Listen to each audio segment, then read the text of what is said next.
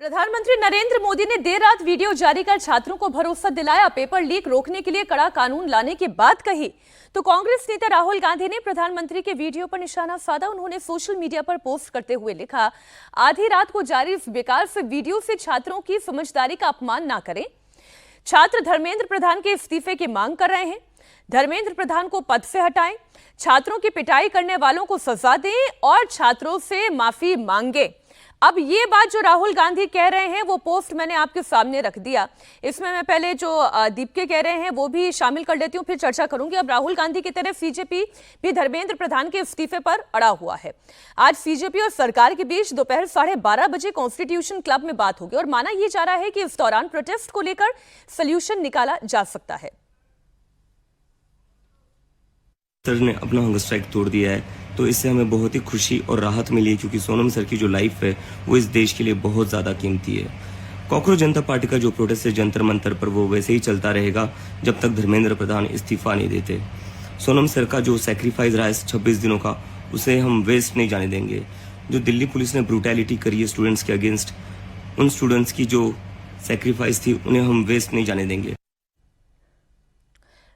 अब जो राहुल गांधी कह रहे हैं और जो बीजेपी की बात है, हम उस पर थोड़ी चर्चा कर लेते हैं। अजीत जी, प्रायोरिटी जो सोनम वांगचुक की भी थी वो यही थी कि आप एक ऐसा क्रेडिबल सिस्टम बनाएं जिस पर छात्रों को भरोसा हो और एक फेयर मीन से परीक्षा कंडक्ट हो।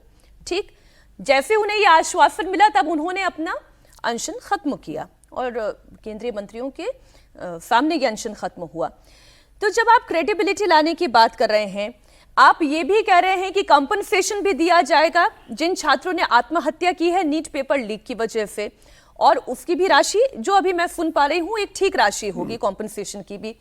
और फिर यह भी वादा किया गया है, अगर वो पत्र हमारे पास है तो जरा वो भी दर्शकों को दिखा दें, जिसमें यह वादा किया गया है कि 20 जुलाई को जो हिंसा हुई थी और उसमें जिन छात्रों के ऊपर केसेस दर्ज किए गए हैं या दर्ज करने की प्रक्रिया में भी अगर सरकार है तो इस पर भी सरकार ने ये कहा है कि नो प्यूनिटिव पनिशमेंट।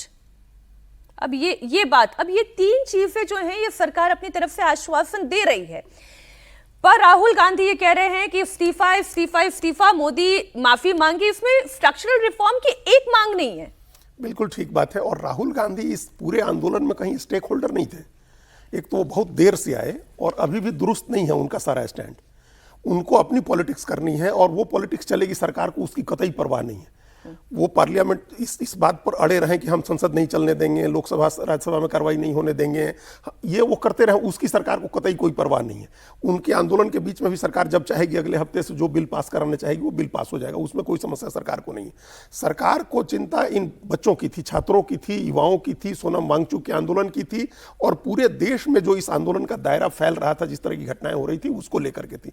तो सरकार ने उसको एड्रेस किया। राहुल गांधी के कंसर्न को एड्रेस करना सरकार की चिंता नहीं है इसमें।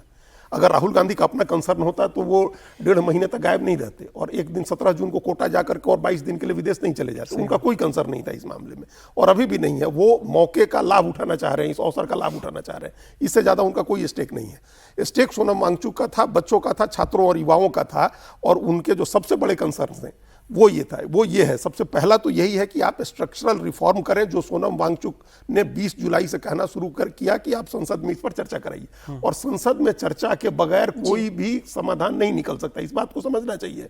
कानून बनाने की ताकत संसद को है, तो एक तो वो है। सर, ये सिस्टम एक बार इसलिए दर्शकों को समझा दें कि ये कानून लाया कैसे जाता है, कि भाई जो सरकार अभी कर रही है, कानून बनाएगी, कैबिनेट में लेकर आएगी, कैबिनेट से पास होगा, फिर पार्लियामेंट के फ्लोर पर जाएगा, उस पर डिस्कशन होगा।